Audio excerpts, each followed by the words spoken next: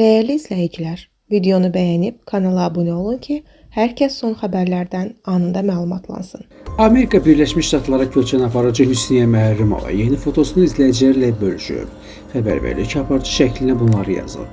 Rəsmi olaraq deyə bilərəm ki, immiqrasiya mərhələlərinin hamısını keçdim. Hüsniyyə bununla da həmin ölkəyə tamamilə yerləşdiyini vurğulayıb. Qeyd edək ki, Hüsniyyə artıq bir neçə ildir Amerikaya köçüb. Azərbaycanlı yeniyetmə Rusiyada öldürülüb. Xəbər verilir ki, hadisə Rusiyanın Şaripovo şəhərində qeydə alınıb. İlkin məlumata görə, münaqişə zəminində əslən Azərbaycanlı olan 17 yaşlı İsmail Fətəliyev bıçaqla qətlə yetirilib. Mərhum doğmalarının yaşadığı Cəlilabad rayonunda dəfn olunacaq. Allah rəhmət eləsin, əzizlərinə, yaxınlarına səbir diləyirik.